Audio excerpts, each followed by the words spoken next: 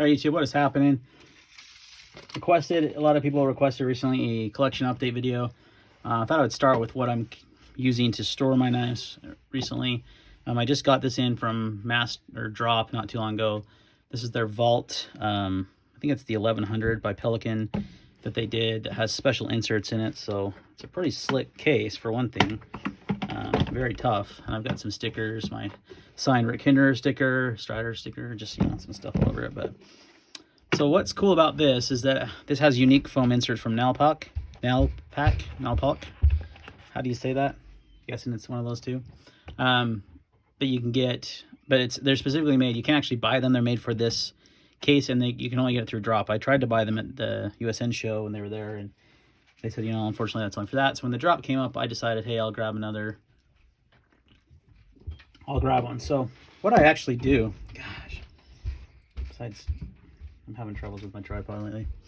I actually take these inserts out and I leave them in my closet on one of my shelves. So they kind of just sit like this. And then when I travel or when I go to like knife meets and shows and stuff like that, then I'll just put the inserts back in the case.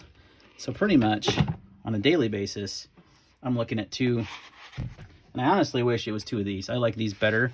I like that you can see the knife. I think these are an improvement still, the way these sit versus the pick and pull ones where you really only see like this much of the knife, and you just have to. I like how this display works. It works really well.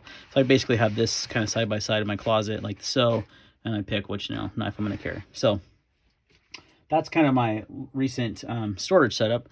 So let's talk about the knives. Now I've changed my collection quite a bit recently. You've probably seen some knife sales. I really have been focusing on the big three. We'll call them that, which is Hinderer, Reeve, and Strider. I have more Striders than anything right now. Been on a big Strider buying frenzy. I'll explain why in a minute, but let's talk about some of these. So that's been kind of my focus. Let's start with a non big threes. So all I really have is Benchmades, honestly. This one I keep because this is like one of my oldest knives, and it's got my son's initials on it, which is actually his knife. I gave it to him, and he took it to scout camp, and he chipped up the blade really bad. It's an M390 Ritter grip, so I kind of confiscated it back, and I put some Flightanium scales on it and carbon fiber. And I'll carry this. It's still his knife. I'll still give it to him when he's ready, but he doesn't really have a lot of interest in knives right now at 14 years old. And yeah, so I just kind of keep it and use it and carry it as like a lightweight knife. I carry it. I did a bug-out clip on it, and like I said, I carry it as like a lightweight, and a gentleman's carry. Sometimes I'll carry it to church kind of thing. I like the clip is a lot of times same color as my pants, kind of just disappears. You don't really know it's there. So there's that Ritter grip. I've had that for a long time. The next one is my titanium, Rock Scale Design Titanium 940. This is the Going Gear exclusive with the 20 CV blade, the red thumb studs, red back spacers. It usually has, the red G10 with the C-Tech scales. I obviously took those off and installed the titanium. And this one's got my channel logo on there. I had it laser engraved a while ago at the Blade HQ grand opening. Benchmade was there and was doing engravings. I kind of regret doing that, but that's all right. So yeah, love this guy. I'm holding on to the 940 especially because I have a reblade coming from Razor Edge Knives. He did like a small batch of new blades for the 940 that have a Spidey hole, that are ground really thin behind the edge, about 10 thousandths. M390, I think at like 61, 62 Rockwell. So just going to be a slicing machine, and some of them are already down and kind of out there. I think Frankie's Blades has, I don't know. Oh, shoot, I can't remember the name of the Instagram handle. It has one already. So mine's in the works, and I'm going to be reblading this and putting it into this titanium handle, and pretty much I think we'll have the ultimate 940. So right now it's pretty sweet, though. The other one, I just got these scales. You've seen this bug out many times on this channel. This bug out has had a bunch of different scales on it. It had those black G10 scales from, what do you call that, Knife Ship Free, which I really like those scales, but they're a little slick. And then I finally snagged a pair of Rogue Blade Works natural micarta scales. It's kind of crazy because these scales are as light as the FRN ones, I believe. I say I believe because I'm not sure, but I know they're awfully close. So let's weigh it and find out. 0.8 ounces. Okay, something's going on with the scale. I think it's a piece of crap.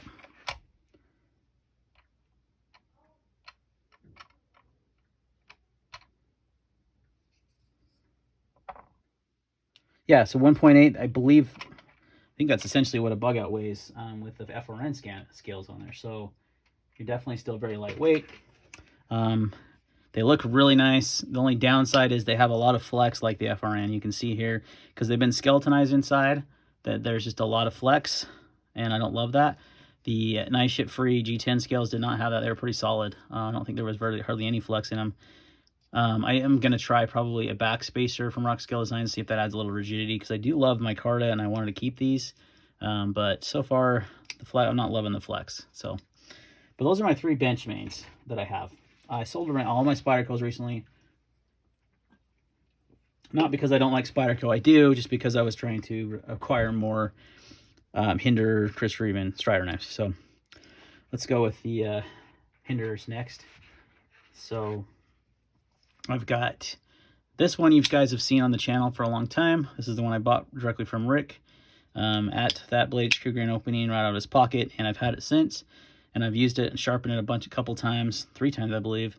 I added the dog paw, titaniums, what do they call these? It's hardware, obviously, but it's the nuts, that's what they're called. And the LBS on this side, and then I have the blue G10 on this side. I eventually want to do, I wish they made black DLC hardware. They make black hardware, but it's not so much DLC, so haven't done that yet. But I love this one, 20 CV. It's probably my smoothest flipper I have. Well, actually I only have 2 flippers, these 2 Hinderers. But I decided I really like Hinderers, and I really like Chris Reeve, and so I'm like, I'm just going to focus on those 3 brands. It's what I like. Yeah, they're more expensive. They're all made in America though, which is great. Every knife in this case is made in America. Again, not that I have anything against Chinese knives, I don't, but it's kind of a choice I've made. So this is actually a recent acquisition. You haven't seen it yet. This is the XM18 Vintage Series in 01 tool steel. I love this lock side. The previous owner put these star nuts, these bronze star nuts, and all the bronze hardware, which looks really good. And then I did sharpen it. It came pretty dull. This one's actually pretty thin behind the edge, guys. It's under 20,000, so I want to say 18.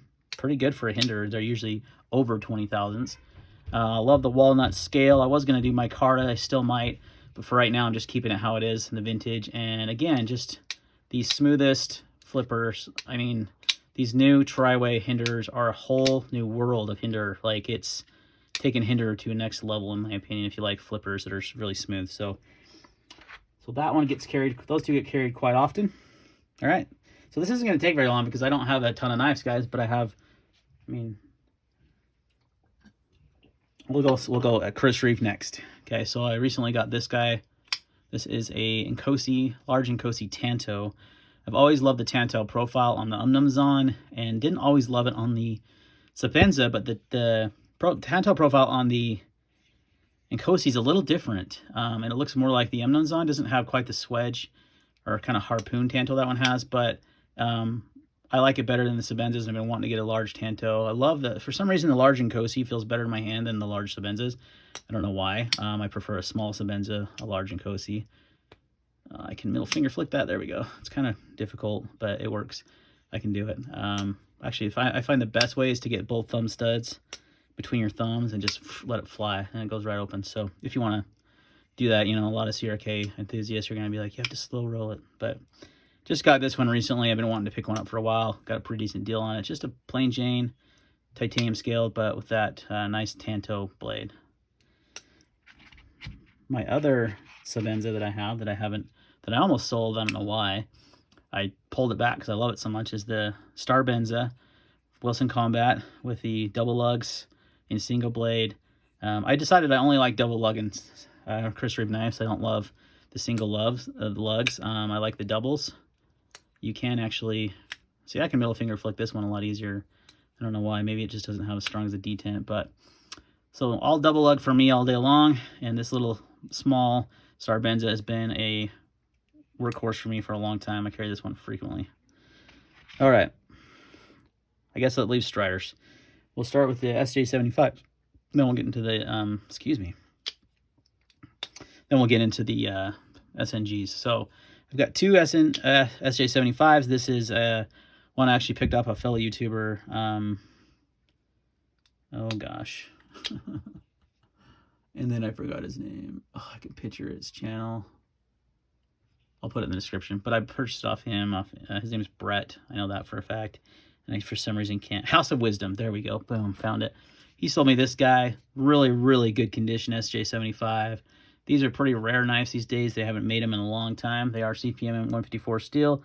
They're super slicey, super thin behind the edge. They're like 16, 17 thousandths or less behind the edge usually. And this one's, like I said, CPM 154, Ranger Green G10. And then the other one I have is, one I recently purchased, is more of a user, is this SJ75 with the tiger stripe blade, the black G10, and same lock side, but the tiger stripe blade on that one. And yeah, just these are fantastic, slicey, good size EDC knives. They're not too big, really comfortable in the hand. You have to get one.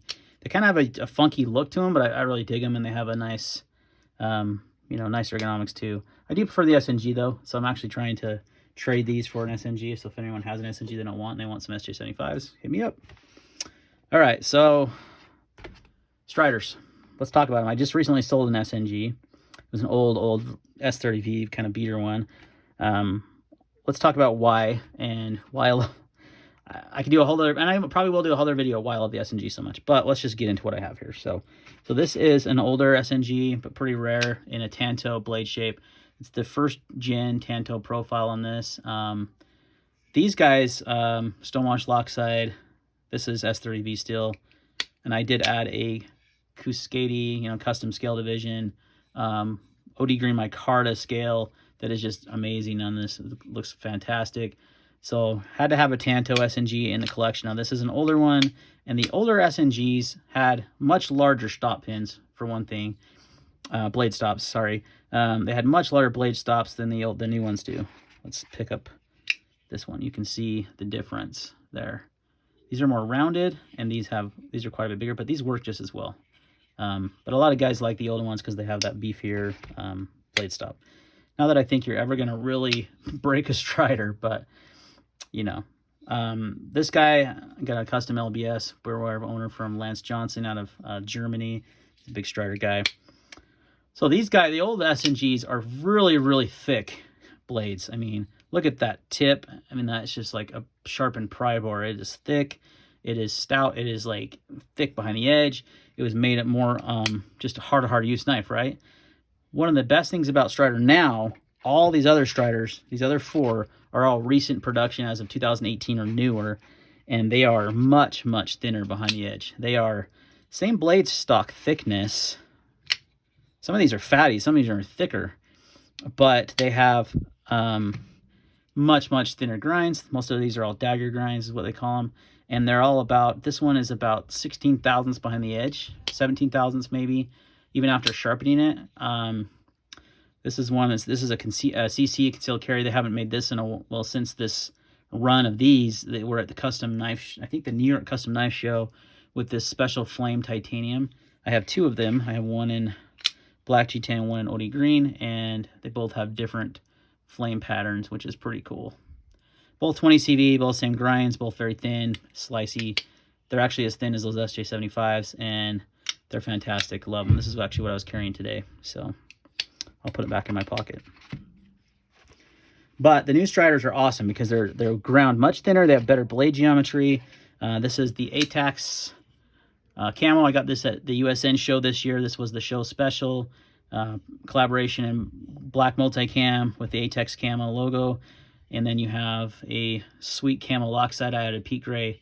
Actually, most of these have peat grays. I think they all do, but the Tanto, this has got just a titanium one, and the other one had a blue titanium one. This is toxic green titanium. That looked pretty cool with this. PD1 steel, super tough steel. Kind of comparable, I would say, to 3V, 4V-ish, around there.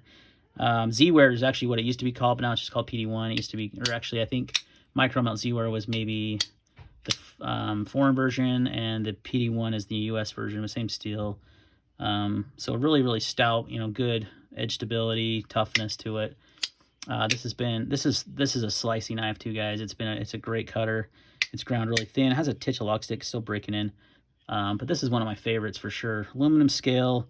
This is a fatty, so a little bit thicker blade stock like the SMF, but they have such a thin grind on them now that they actually cut a lot better than the old school Striders. So that's one thing I think people had gripes on in the old school Striders, is they didn't cut as well because they were so thick behind the edge, which is 100% true. The new ones, though, this one's only 16 thousandths behind the edge for a pretty hard to use knife with some thick blade stock. It just goes to show you don't have to have thick grinds to be durable. You know, this is 3V steel. This is the Monkey Edge frag. Recently, a couple months ago, they did this run with the aluminum frag, which I really dig. It's held up really well, actually. I carry this one quite often. Monkey Edge logo on there. Have sharpened this one once. This has got a Zerk peak gray lock bar stabilizer to kind of go with the flamed black look. I think I liked that quite a bit. 3V steel again on this one. This one's actually probably it's hard. It's actually probably my smoothest. There's 0 lock stick, and it's my thinnest behind the edge. It's one of my favorite Striders. It's pretty awesome. So, but yeah, that's kind of my collection, guys. It's what it's down to. I've still got some open slots here, as you can see. Don't want to grow any bigger than that, really. I really don't. I've kind of, over the years, found out what I really like. All the hundreds of knives I reviewed, decided what I really like and what I want to have in my personal collection. Doesn't mean I won't review other knives. I still will. I'll still give my, you know, opinions on those, but this is kind of where I live. I plan to add more Hinderers and more Chris Reeve as well, and more Striders. All SNGs. The SNG is, I think, the perfect EDC knife for me. It's just the perfect size. Their ergonomics are fantastic. They look bad A, and they come in so many different variations. That's what's cool about them, is there's so many different Striders out there. You can get a lot of variation, but the same knife. Same with Hinderer. That's why I like Hinderer. And Chris Reeve obviously is just Chris Reeve. One of my all-time favorite knife brands. Super solid, ultra high fit and finish. Lifetime purchases, man. I mean, I could hand this down to my son easily, and it'll still be good 20 years from now, you know? So, but that's it, guys. Let me know what you think. Thanks for watching, and we'll see you in the next video.